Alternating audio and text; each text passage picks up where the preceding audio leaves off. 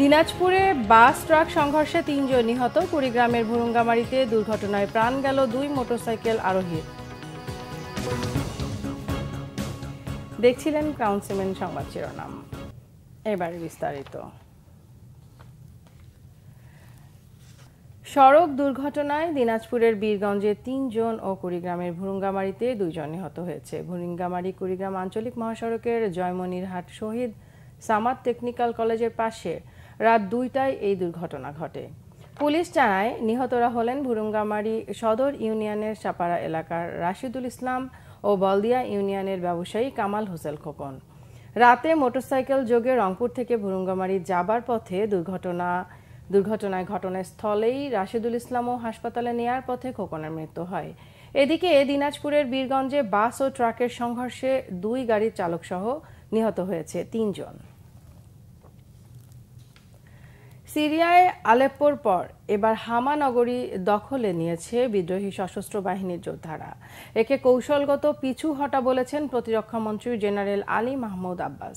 বিদ্রোহী দমনে president Bashar আল আসাদের পাশে থাকার ঘোষণা দিয়েছে লেবাননের হিজবুল্লাহ। মাত্র ৮ দিনে সিরিয়ার গুরুত্বপূর্ণ ২টি শহর দখল করে সামনের দিকে এগুচ্ছে বিদ্রোহী গোষ্ঠী হায়াত তাহরির আল শাম HTS যোদ্ধারা। গত শুক্রবার সিরিয়ায় দ্বিতীয় বৃহত্তম শহর আলেপ্পো দখলের পর সশস্ত্র বিদ্রোহীরা বৃহস্পতিবার হামা শহরে ঢুকে পড়ে। নগরীর কারাগার আর থানায় হামলা চালিয়ে বন্দীদের মুক্ত করে দেয়। শহরের গুরুত্বপূর্ণ স্থাপনাগুলোর নিয়ন্ত্রণ নিয়ে দখল পাকাপোক্ত করছে HTS।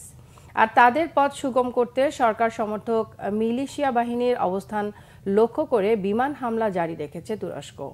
শহর দুটি থেকে সেনাবাহিনী প্রত্যাহারের ঘটনাকে সাময়িক উল্লেখ করে সাফাই দিয়েছেন সিরিয়ার প্রতিরক্ষা মন্ত্রী জেনারেল আলী মাহমুদ আব্বাস।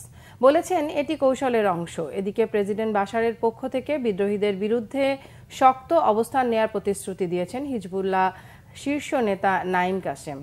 আচমকা বিদ্রোহীদের এই সাফল্যের পেছনে সাবেক আল কায়েদা নেতা আবু মোহাম্মদ আল জোলানি মূল ভূমিকা রাখছে বলে মনে করছেন বিশ্লেষকরা।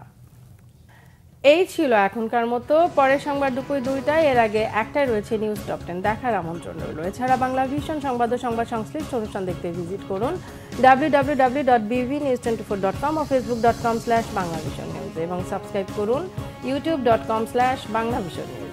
এতক্ষণ সাথে থাকার জন্য ধন্যবাদ সবাইকে।